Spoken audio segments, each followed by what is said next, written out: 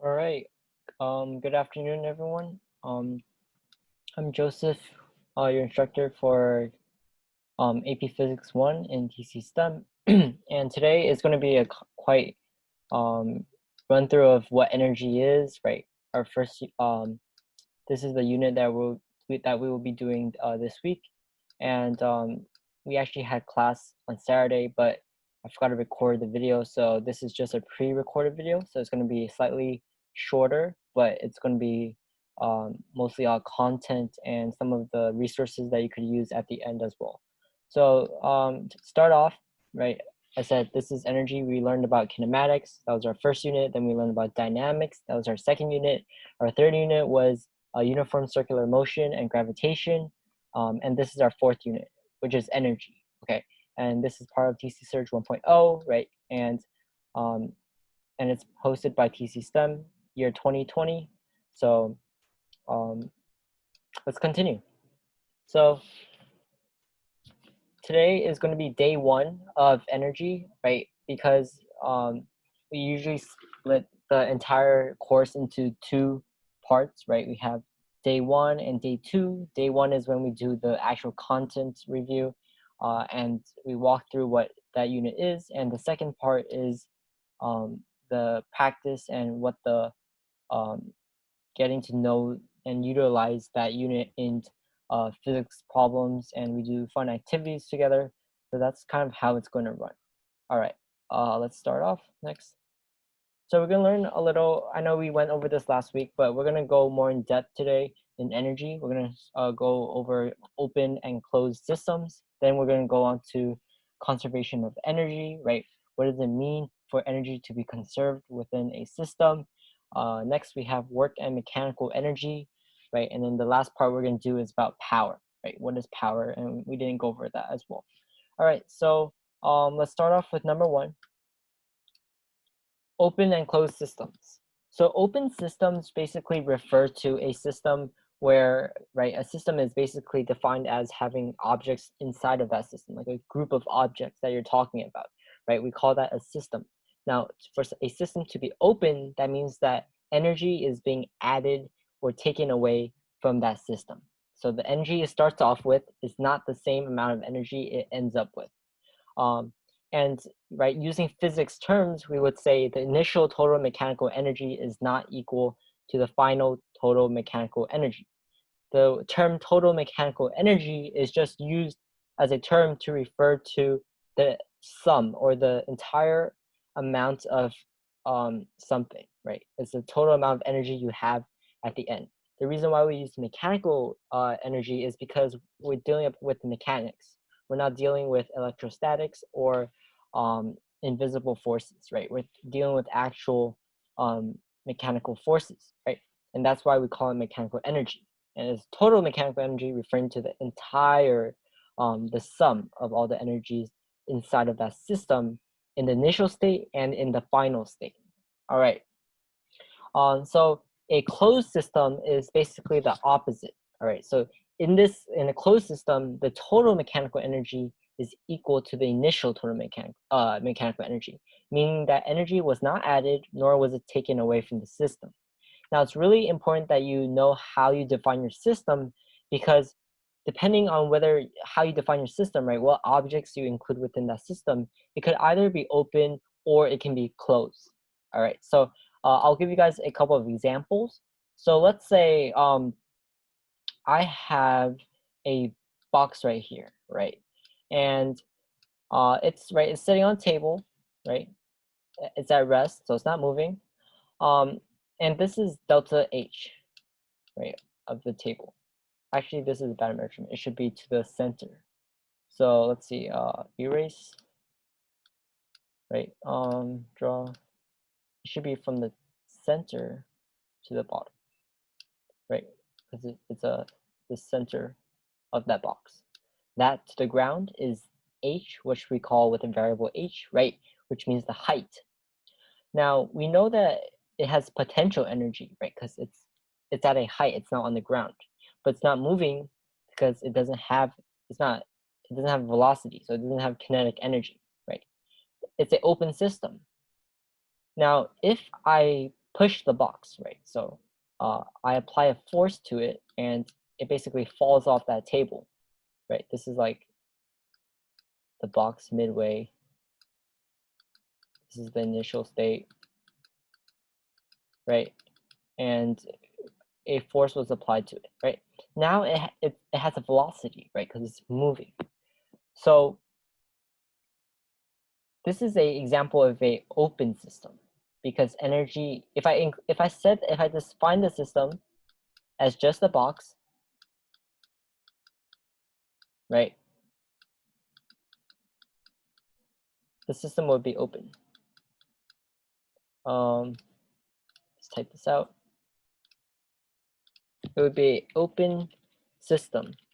The reason why is because the initial mechanical energy, I would call that E sub m, but I mean, typing, there's no function for that, but it would basically be E sub m I.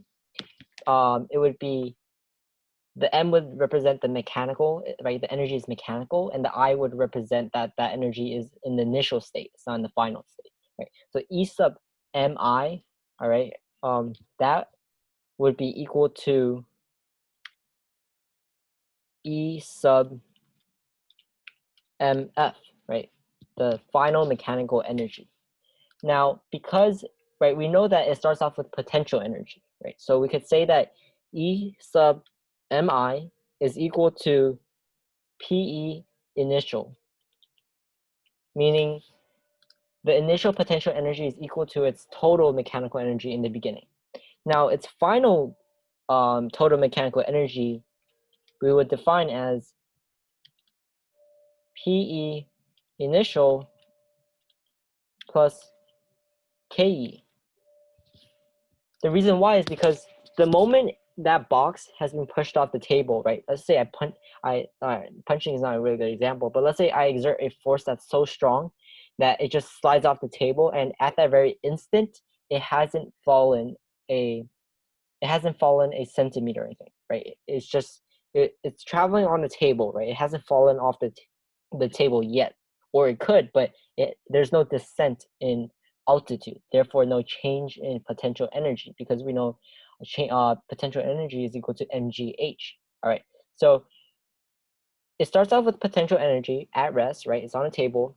Then I apply a force, which gives it velocity, but it's still at that height. So now we know that the final total mechanical energy is equal to the potential energy it has from the beginning plus the kinetic energy I gave to that box through my hand, right? Through the force I applied.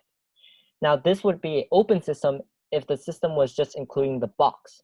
However, let's say I said that the system included, let's type this out, right? I have a system, and this system includes box plus my hand, right? Then that would be different, because now I would say the E sub mi, which is the mechanical energy, total mechanical energy in the beginning, is equal to, right, the potential energy of my hand, potential energy of the box, PE, box, plus I would say the PE, or like the energy I had within my body, right? Because it's including, or my hand, PE of the hand, right? It would be both. Now my E sub F, I'm sorry, my E sub MF, my final total mechanical energy would be equal to the PE of the box, right? It starts off with potential energy, right? It hasn't changed in mass, in gravitational field strength, or in height, right? And that would be equal with my, I would add that to my kinetic energy, KE. So we would then say that PE of the hand is equal to KE. And that makes sense, because the energy that I lose from my body is being transferred into kinetic energy of the box, right? So if a system includes the box plus the hand, even though the box is moving, right, and it starts gaining velocity and kinetic energy, that gain in kinetic energy is the same as the decrease in my hand's energy, right? So if I'm pushing it, right, the moment while I'm pushing it, I'm losing energy proportionally to the increase in kinetic energy of that box. So in the entire picture, right, if the system was a box plus a hand, that system would be closed because no external energy is being added. But if the box was just a system, excluding my hand, the kinetic energy that's added to that box would be counted as an external um, form of energy or work, right? The work I did was external work. All right, so this was system would be closed. All right, I hope that kind of clears up everything. Right, no, we're gonna go definitely with more examples later, obviously, but this is kind of like a starting concept that you should probably really understand what's the difference between open and closed systems, and how does defining a system relate to whether it's going to be open or closed. All right, so let's move on. I'm going to clear all drawings. And next. All right, so when we talk about energy, there's two main types of energy we talk about, especially when dealing with mechanics. That's potential energy and kinetic energy, right? You probably definitely heard of this when you took chemistry or right, bio or right, chem. You definitely learned about energy, right, and how potential and kinetic energy, right? You don't need to have energy if you're not moving. If you're not moving, that doesn't mean that you don't have energy.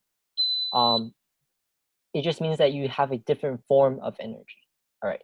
And basically, when we deal with potential energy, we have two main types of potential energy that we deal with in the mechanics section of physics, and that's spring potential energy, right? If I have a spring like a clicky pen and I take out the spring, I try to stretch it and I compress it. Either way, if I displace that spring, either with a positive displacement or a negative displacement, it's going to it's going to gather up spring potential energy, right? Because there's energy stored within that spring, and that's why when you click down a pen right from the piston, and you click it again, that energy just pops it back up, right? You didn't pull the pen back up; the spring pushed it back up. That's because of its spring potential energy. The other term that we used for spring potential energy is elastic potential energy. They're the same thing, just two different terms. Now, the second one of potential energy is gravitational potential energy. This is a form of potential energy from gravitational forces. So, like a planet or even me, right? If I'm standing on, I climb up Bear Mountain, right? If I don't know if you live in New York, but right, if you climb up Bear Mountain and you're at its peak, you have increased your gravitational potential energy because now you're further away from the center of the planet, and that increase in radius is your increase in gravitational potential energy. So if there's a gravitational force exerting on you, there's definitely a gravitational potential energy. And later we'll talk a little about how you can calculate these things.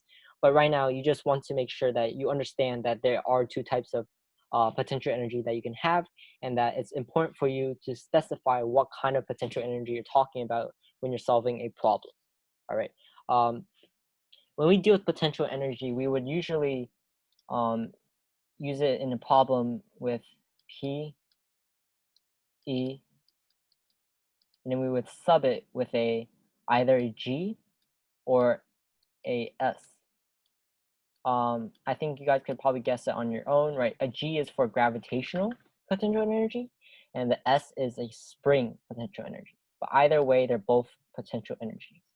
All right. Now, we have kinetic energy. Now, kinetic energy also has two forms. It's in linear kinetic energy, which we often just say kinetic energy because it's really rare for us to deal with rotational kinetic energy, especially if the problem doesn't specify, or if the problem doesn't involve a circle or anything, something like a rolling thing. If it doesn't have that, then it's usually linear kinetic energy. Example of linear kinetic energy is, let's say you have a bullet, right, that's fired at 400 meters per second, and it travels in a straight path, right? That is linear kinetic energy because it's not rotating. But a rotational kinetic energy could exist when you have a ball, you put it on an incline. Let's draw this out. You have a ball on an incline, starts off with a height of h, and you release it from rest. So now this ball starts rotating. Especially if there's friction, there's going to be more rotation because that frictional force points backwards and creates that clockwise rotation. All right. And if the ball is rotating, it has rotational kinetic energy. And when we deal with rotations, we learn more about that. You'll also learn how to calculate it and use it in your problems, right? This concept of rotational kinetic energy. So that's basically it, the different types of different types of energy. And now we'll move on to conservation of energy. So conservation of energy, it's a very simple sentence, right? Energy cannot be created or destroyed. It can only be altered from one form to another, right? You can't create energy, nor can you destroy it. Some people, they might say, wait, don't you have solar panels, right? Don't solar panels generate energy? Well, they don't. They convert solar energy into electricity that we can use, a form of energy that we can use, but its source is still from the sun. And if you could think about it, the sun is losing energy, but we're gaining energy from the sun, right? We use solar panels to collect the energy that the sun gives off, right? The sun is losing energy every second, but we're also gaining that energy, and not only us, but the entire universe, right?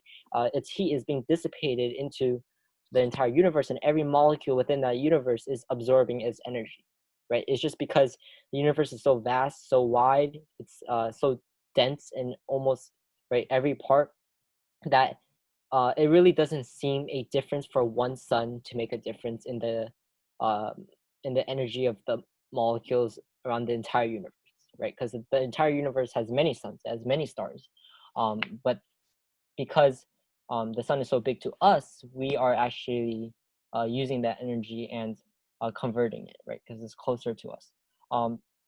Now, another example that you could have is um, nuclear energy, right?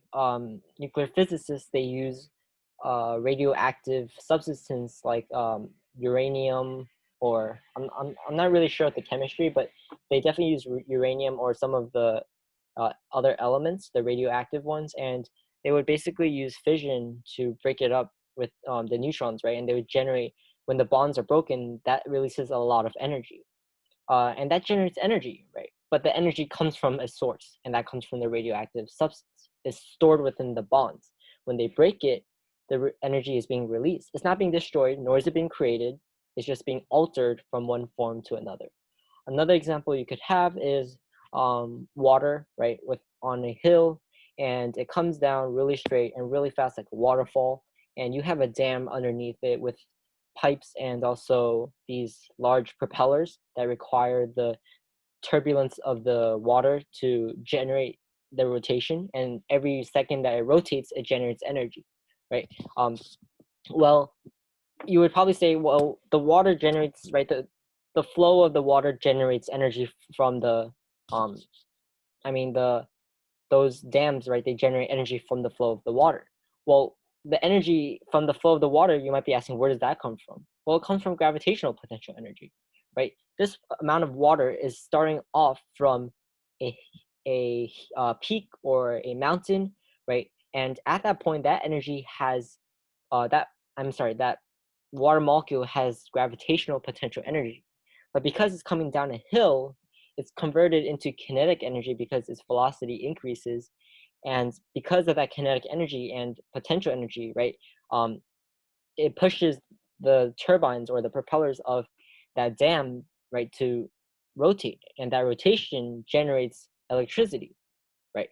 And that's kind of why dams sometimes, or those propellers, they slow down the flow of water because of the amount of energy that's being absorbed by those propellers. So energy, as you can see, is not being created nor generated.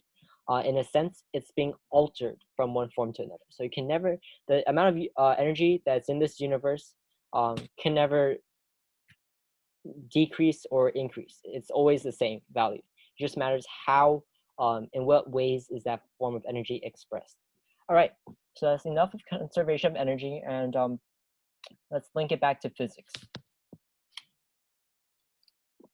So what is total mechanical energy? All right, so I kind of mentioned this in the past few slides, but total mechanical energy is basically referring to the sum, right? Or you could use sigma, or some of the energies um, in a mechanical problem. So if they give you a mechanical problem dealing with mechanics, you are definitely going to have a total mechanical energy, and that basically means the sum of. You can think of it as Newton's net force, right? The net is kind of like the total in here, and the force is kind of like the mechanical energy. It's just two different concepts.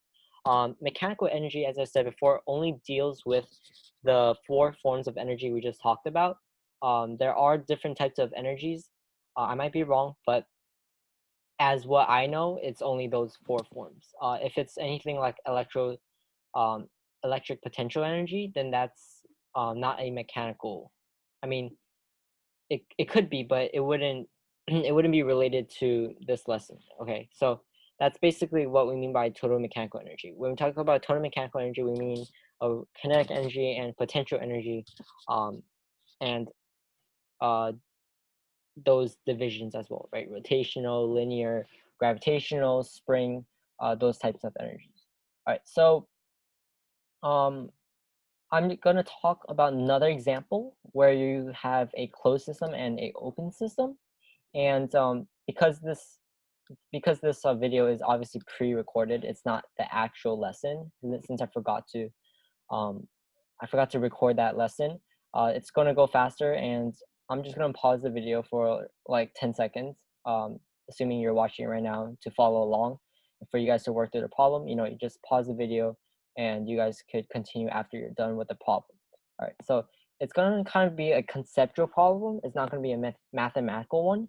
So it's definitely just thinking, pure thinking, not even, you don't even have to touch your calculator. All right, so let's start. So the first thing I would say, right, I have this hill, right, and I have a roller coaster. Say this is a box car, got some wheels, and it got pulled up from a generator. Let's say this is some motor right here, and there's like, these are chains, right, and they're all linked to the cart, which brings it up to the top, right? It links it to the boxcar, so it goes up, and this is some sort of energy supplier.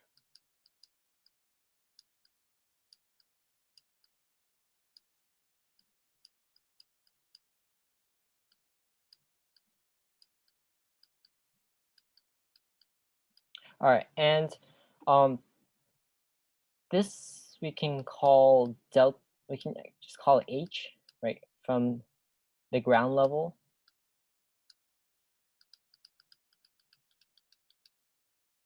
This is a really bad drawing. Let me see if I can erase this. Draw. All right. See if we can do this. Draw.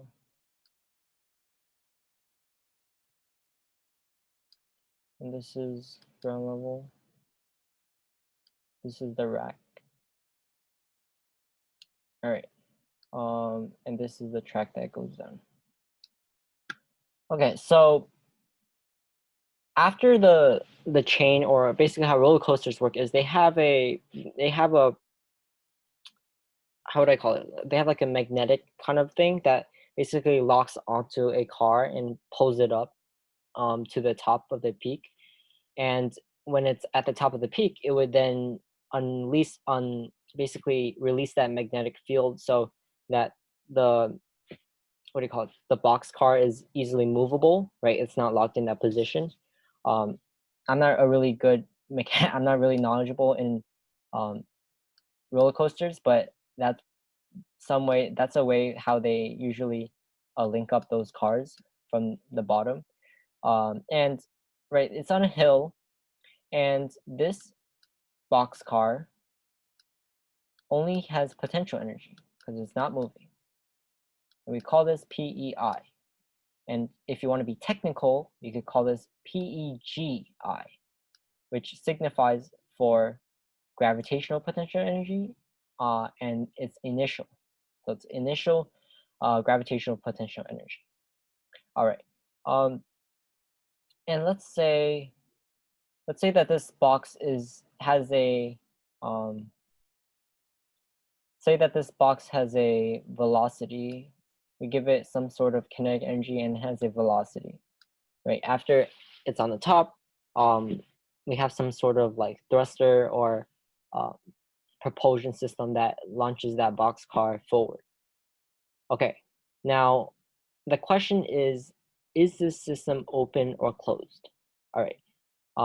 Okay, let me just define the end state. So your end state is on the bottom here, and the potential energy is 0. The reason why is because H is 0, and we know that PE gravitational, sorry, this is a really bad drawing, but that's equal to mgh. And because h is 0, anything times 0 is 0. So your potential energy is also equal to 0. And at this point, it has a larger velocity, which means that it has a kinetic energy also at the end.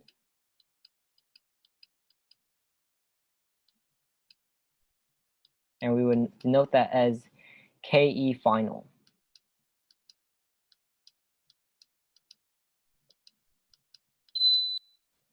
All right, so if the system, let's type this out. If the system was only the boxcar, is the system open or closed? And I will pause this video for 10 seconds and you guys can, if you're watching this video, you can pause it right now and, solve it on your own. So the question is this system open or closed? Let's type this out.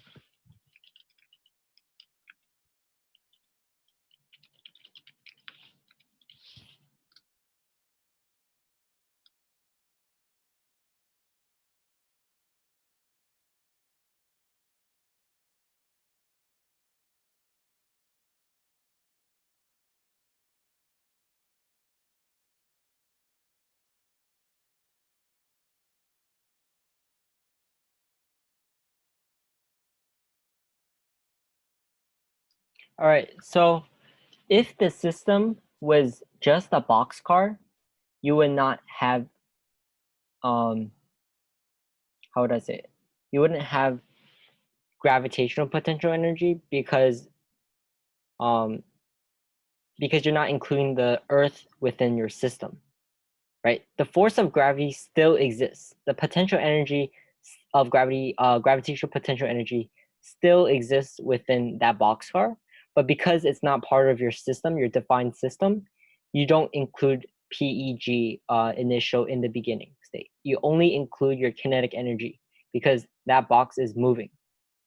Okay.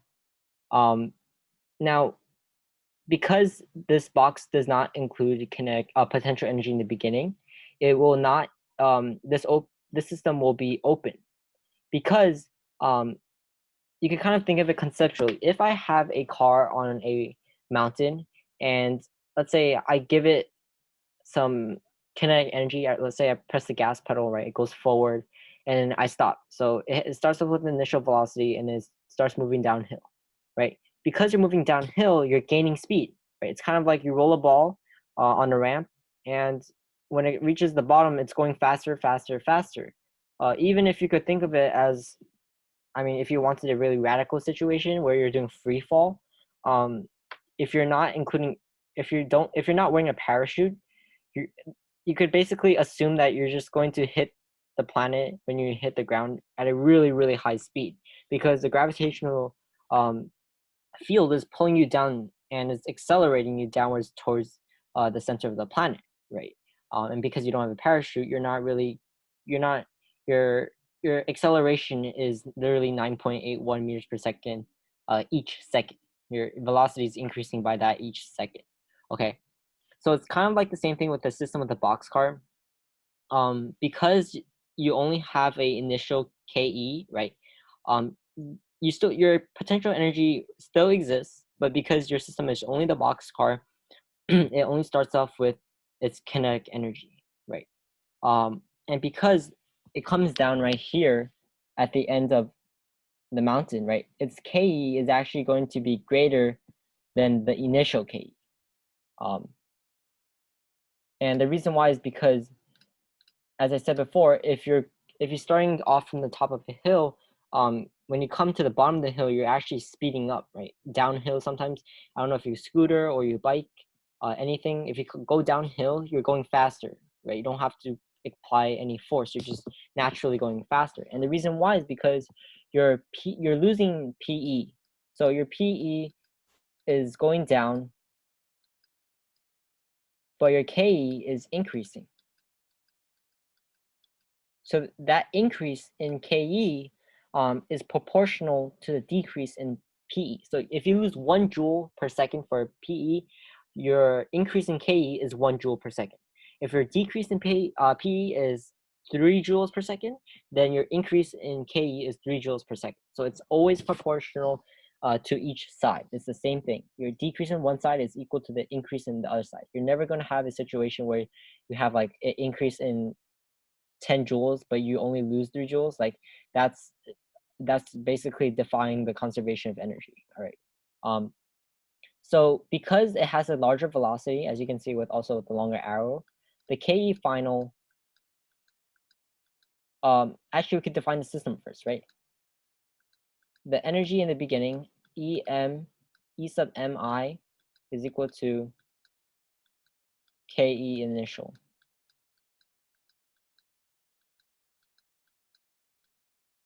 And the energy at the end, Em sub F, is equal to KE final, right? Agree? Because the system is only the boxcar, we can't include the planet Earth, even though it still exists. And that would be KEF sub F. Now, because KE, we know that KEF has to be greater than KE initial, and I'll show you one in a bit later why it's that way. We know that KE is equal to 1/2 mv squared. M is constant because your boxcar, right? The mass of your boxcar is not changing. You're not adding anything to it, nor are you taking away anything, right? The amount of matter is still the same, and 1/2 is a constant, right? It's not becoming 1/3 or 1/4. It's still 1/2. But because your velocity is increasing, sorry, I'm trying to draw the mouse, which is not going well. But because your velocity is increasing, and your m is constant, and your 1/2 is constant, your k is going to increase by a factor of that squared, right? Your velocity squared is that factor of increase for your k. Now, you would then have, that means that your k is increasing with your velocity, right? As your velocity increases, your k increases, and that makes sense. So because you're going down an incline, your velocity is increasing because of the gravitational force, right? Fg sine theta. I can just draw this as an incline, right? You could almost assume that this curve is like an incline. Sorry, but that's a really bad line. Let's see if I can draw this out. Draw a line. You can almost assume that this is like an incline, a straight line. So we know that if you have a box, right, going over some of the dynamics, right, you have an Fg and you have an Fn. This is supposed to be perpendicular, Fn. And you have a Fg parallel and you have a Fg perpendicular. Right, your Fg perpendicular is your Fn and your Fg parallel is that force, that component of your gravitational force that's that's providing that acceleration of that box parallel to the incline. It's kind of like a curve, but it's not. As you can almost think of it as an incline, right? If you have a box, right, you're on the top of a hill. When you go reach to the bottom of the hill, it's faster, right? That's proven theoretically and physically, right? You could try this at home as well. If you just have a book, you slant it up, you hold it against like another wall or surface, you put a pen on top of it, it's traveling faster every second. Because your velocity is increasing, we could then say your K final is greater than your K initial, right? Because your mass is constant, your I or your 1/2, that factor is also constant. Only your velocity is changing. Therefore, we can say K final is greater than K initial.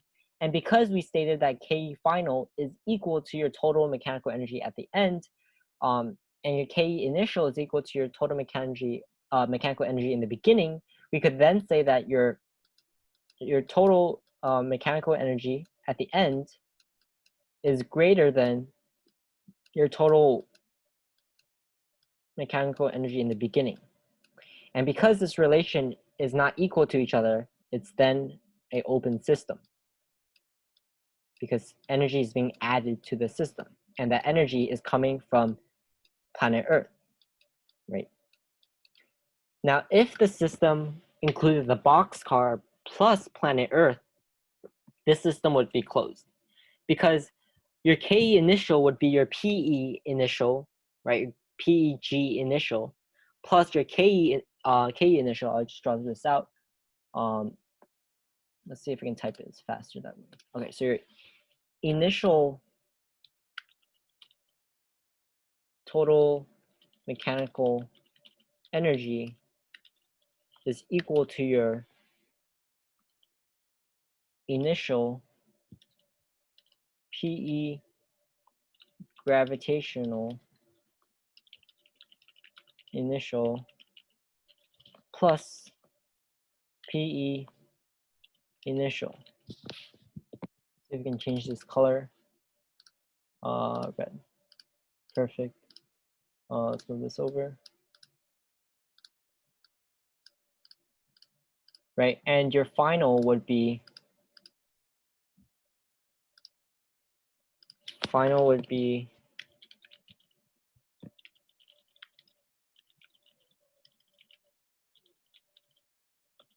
that would be equal to your final kinetic energy.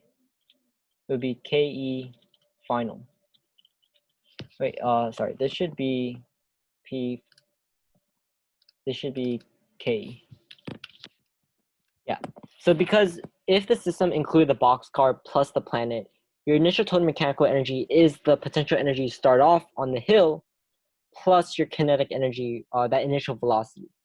Let me just make this diagram more specific. So this would actually be VI, and this would be VF. All right. It would basically, because your boxcar is moving faster, that increase from K. Okay, let's just draw this out as well. So that difference in KE is equal to your PE. And that makes sense because that increase, right, or you can say the difference, KE final minus KE initial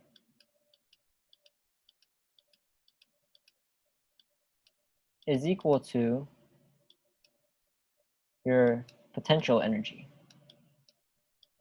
That potential energy is being absorbed by your boxcar, which is why it's moving faster. All right, that's kind of a energy analysis of how we would explain the relation between potential and kinetic energy. So I know this was kind of confusing or probably straightforward to you, but each person's learning level is different, and I apologize for my writing. My computer did break down, and that's why I'm using another computer to draw, but it doesn't have, I don't have my stylus anymore, so I have to draw with a mouse, and that's why it's kind of blurry and messy, but I'm going to try and work on that. So I hope you guys kind of, learned a little about what total mechanical energy is. I believe there's only a couple of slides left, so we'll get through that right now. All right, next. So work is kind of, so we're going to talk about work now. Work is kind of like, is basically force times distance. Um, so you might be asking, right, we learned about forces already. Why do we have to learn about work? So work is basically is a connection or gateway where we can connect energy with dynamics. So if a problem tells you, they give you givens, right? The givens are in energy, in joules, right? The units are in joules, you know that's energy. And they give you a um, a force, right? A given force, and that's in newtons. You know that your problem is going to be related to energy and dynamics. Now, if they give you something like meters per second or meters per second squared, that's going to be kinematics, dynamics, plus energy. And the way you relate it is if they give you a kinematics problem and they want you to find the answer in forms of joules, right? That means that you have to relate kinematics to energy. You can either relate kinematics to energy through kinetic energy, right? 1/2 mv squared, velocity is in the equation. You could either do that, but if it's more complex involving forces, you would have to go from kinematics to dynamics to energy. And the way you would do that is using Newton's second law. From kinematics, you can use the kinematic equations, and using what you need to find, you would then find it through Newton's second law. And we know that F equals ma, right? And we also know the kinematic equations. If we know what A is and we know what m is, we can find the force. And to relate dynamics with energy, we would then do force times distance. And that would give you your answer in forms of joules, in units of joules, I'm sorry. So on the slide, right, it also tells you work is the energy transferred to or from an object via the application of force along a displacement. So I know I said force times distance, but it's really force times displacement. The reason why is because if you see the picture on the right, this lady is carrying a pillow or a sack right on top of her head, but she's applying a normal force upwards, right? You could think of it as the box and table example, how the box itself is exerting it has a gravitational force, but it's not moving downwards. Therefore, we know that the net force is equal to 0 in the y direction, which also means that there's a normal force. Same thing with the woman and the sack system. The woman is basically exerting a normal force on top, which is preventing the sack from falling down. However, the system, including the woman plus the sack, is moving forward. So she's applying a force upwards, but she's moving forward. And because that distance, right, the direction of displacement is not the same as the direction of her force, she is not exerting any work. She's not doing any work. Okay, so it's very important that you get this, just set in your mind that displacement and force have to be in the same direction. So in the second example, you have an example of where this man is doing work. He is having a string, right, tied to a heavy mass, and he's pulling it along himself. Example is if you have a luggage, you're going to the airport, and you tilt your luggage like slanted towards you and you pull it along the ground, right, with the rollers, and obviously it starts moving forward, right? Even though you're applying the force at a diagonal, it's not straight, you're still applying a force, which is F cosine theta, and that is basically the horizontal component of your force. So your force, you could think of it as an incline. Let's draw this out. All right, better illustration. Right, you have, let's say this is your force, right? And this is your theta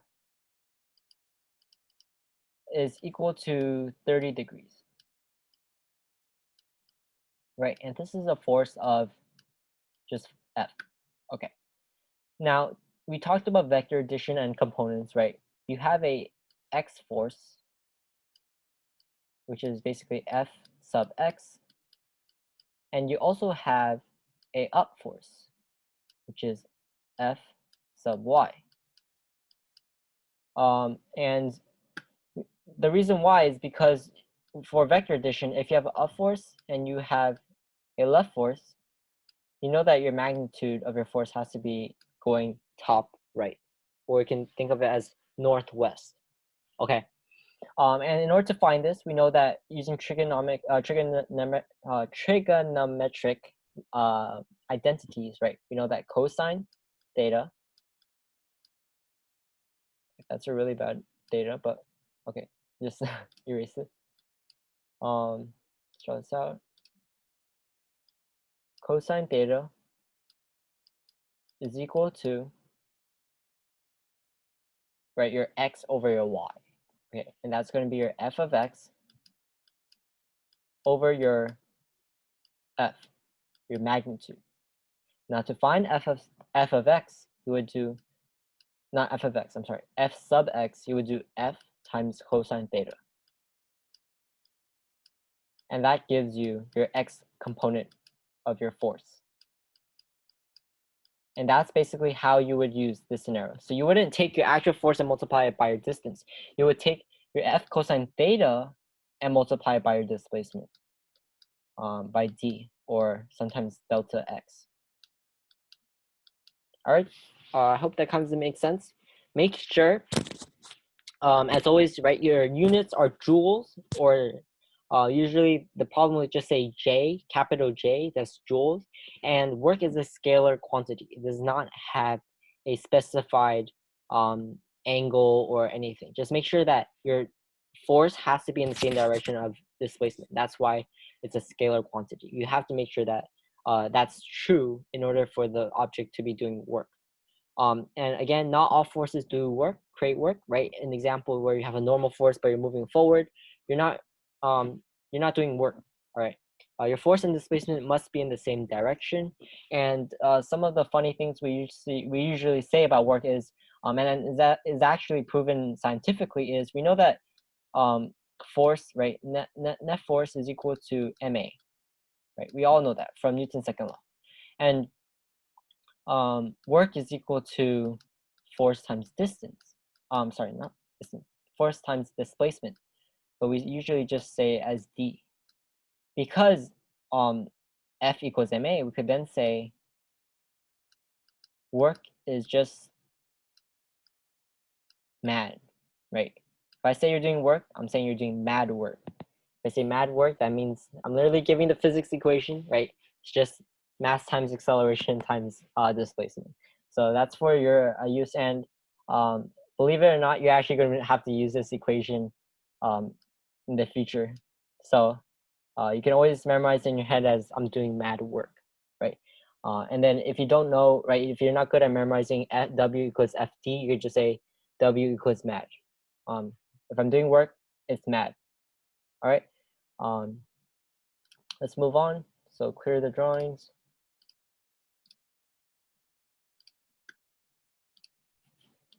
All right. So what is power? So I'm obviously not talking about Thanos and, right, the ring of power or something like that, right? I'm talking about physics power, right? And power is basically work over time. You can kind of think of it as an analogy of acceleration, right? Acceleration is a change in velocity over time. So power is just change in work over time, or basically the amount of work you're doing over time. And because we know that work is force times displacement, right?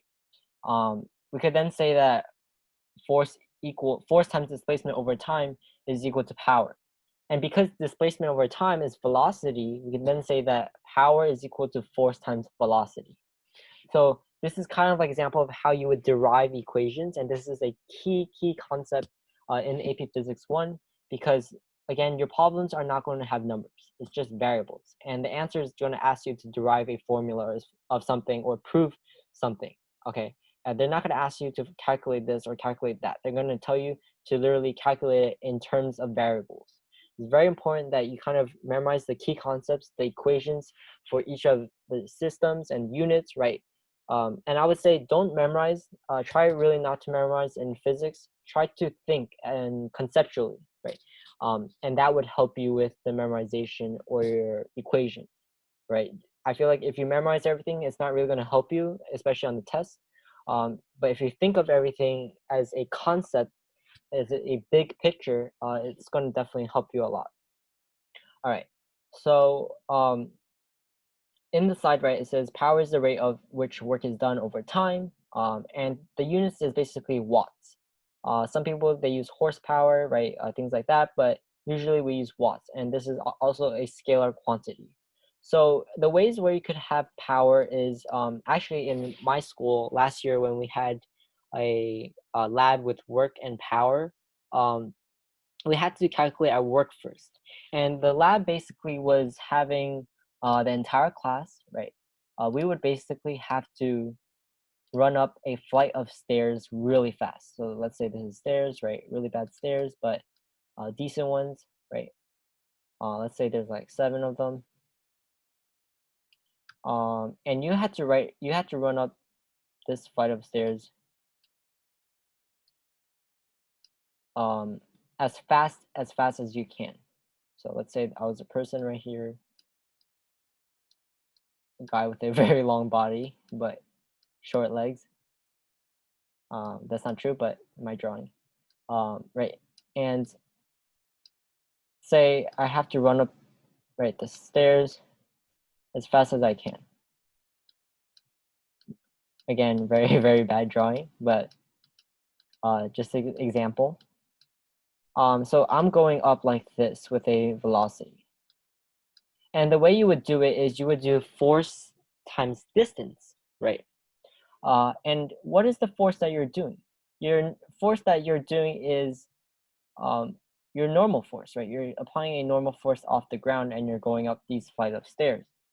And that would basically be because the force is going up this way, normal force is that way, right? Every time I step on a stair, I'm going up, right? And because work is force times displacement, and displacement and force have to be in the same direction, we would do F sine theta. Wait, never mind. It would be the height of each stair. So let me just change this for a sec. So let's say the height of each stair, let me just type this out. Height of each stair is, let's say, about half a feet. All right, and there are, what, 20, let's say 20 flights of stairs. No, not flights, 20 stairs in one flight. Okay, if it's 20, right, it would basically be 10 feet for one flight of stairs. Now, we would then take your mass, right, your weight, and we will multiply it by your weight is your Fn is going to be equal to your Fg, right? So you would have Fn, and you would times it by the 10 feet. And remember, we're not measuring this distance. We're measuring this up distance because it has to be in the same direction as your force. And we would get your work. And to calculate your power, we would then take that work and divide it by the time it took for you to go up those flight of stairs. And there you go, that would be your power. And again, the problem would then ask you, what if your units were in horsepower, things like that, and you would have to convert that into watts. All right, so that's kind of example. I haven't done this lab for a long time, so I might be wrong in some parts, but this is kind of the gist of how power is related. Sometimes you could think of power also as, let's say I have a box car, sorry, a train, right? I have a train right here, and right, trains have boxes, right? They're made up of a chain of boxes, right? Chain of these small box cars. So let's say this train had like 4, right? This is connected to another box. This is connected to another box. Again, not a really good drawing, but trying to work on that. And so each of these boxes is delivering 30 joules. Okay, each of them is 30 joules. Your power is kind of like the rate at which this train travels. The faster this train travels, the higher your power, meaning every second you're delivering 30 joules at a faster rate. So if your entire train is moving really fast, that means that the energy right within each boxcar is moving really fast as well. It's being delivered to the system to use at a faster rate, which is kind of how voltage and power is kind of related, which is right, power is the rate of which you're doing work, and work, the units for work is joules. So it's kind of like energy. What is the rate at which you're using energy, right? If I'm using energy really fast, I have a high power. And that's kind of like drills, right? Drills have high voltage. The higher voltage you go with that drill, the more powerful it is, right? It's stronger. Uh, it can, and the reason why is because it delivers energy at a faster rate. That's kind of how power is like. Um, I would say power. I didn't like last year. I didn't see a power question on the test or most of the practice questions. So I would say power, you don't really have to. I would say like it's not it's not like you shouldn't neglect it, but I would say it wouldn't be that important as the rotational parts and definitely the dynamics and equilibrium stuff like that. So you should still know what work is. Definitely energy is also a big part, but the power part um, probably I haven't seen it in a actual test or exam. So that's basically from my experience. I don't want to say you shouldn't memorize it, but that's just from my experience. All right. Clear drawings. Let's move on. So these are the different types of forms of which energy can be removed or added from a system. And we usually refer to this change in energy as work.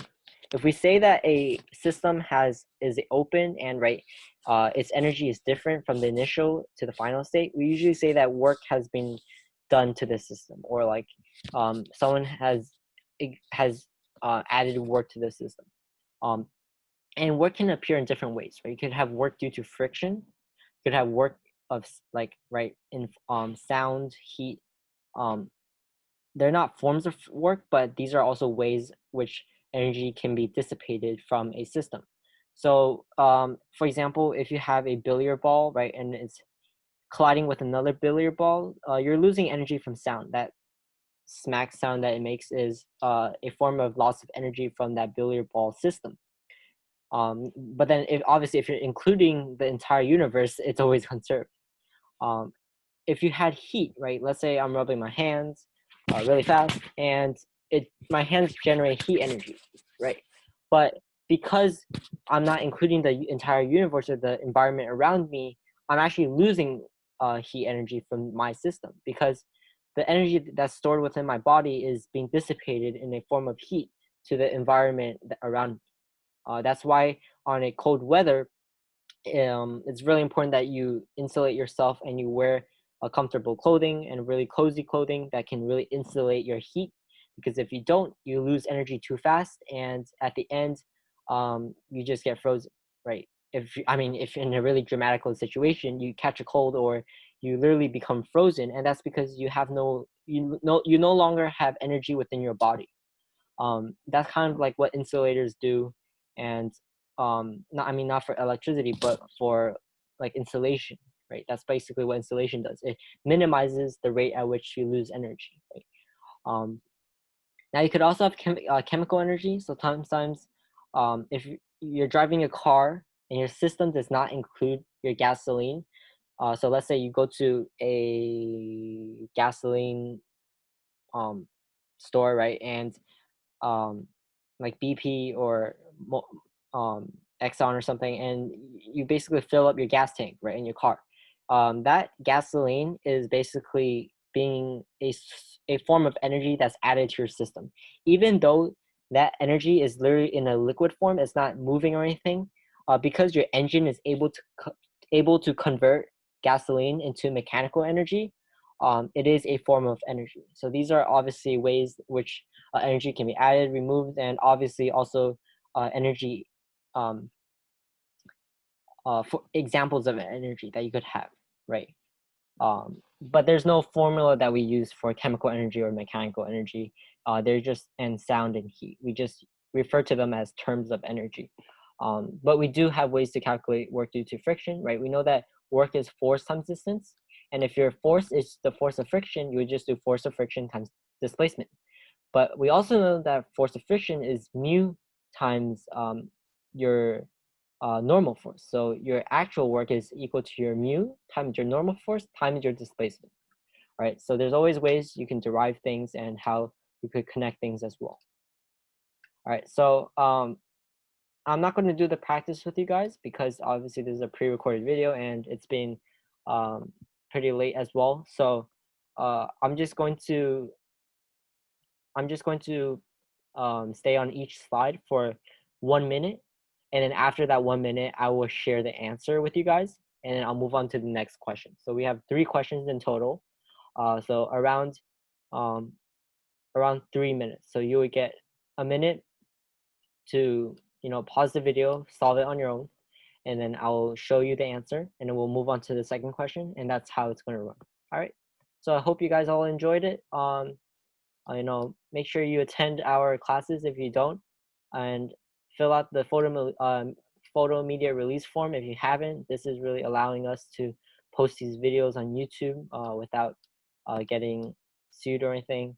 So please do that if you can, right? You're really making it possible for us to do this for other people as well as for you individually. And also, if you have any friends or anyone who's interested in joining our classes, not even physics, it could be any other class provided from TC STEM, please invite them. We're trying to make the world a better place by, offering STEM enrichment to children all around the world for free. All right. So let's go on with the first question, and I will stay on this slide for 1 minute.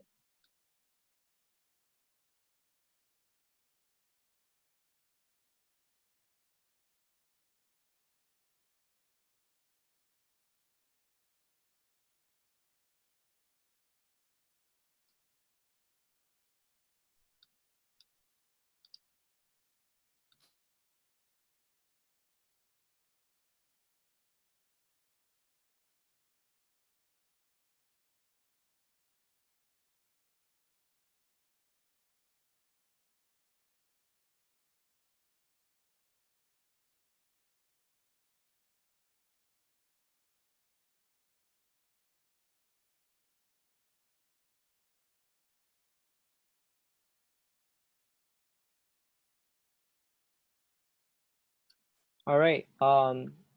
This is the answer, and we'll move on to the second question.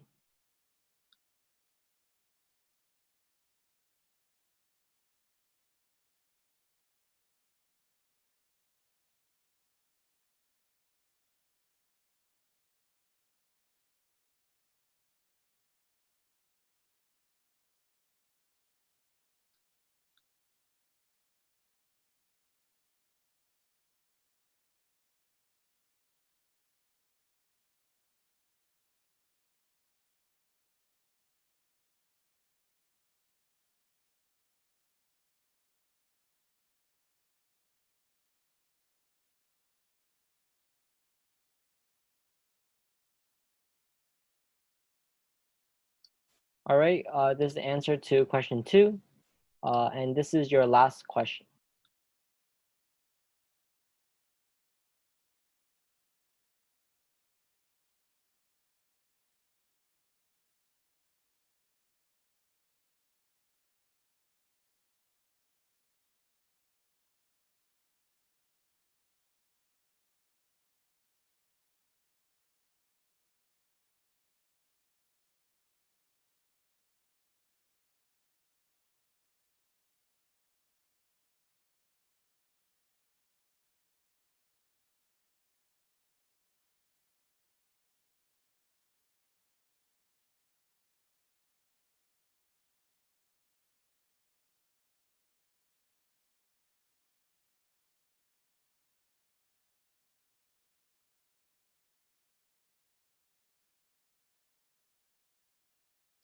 All right, and this is your answer to your third question.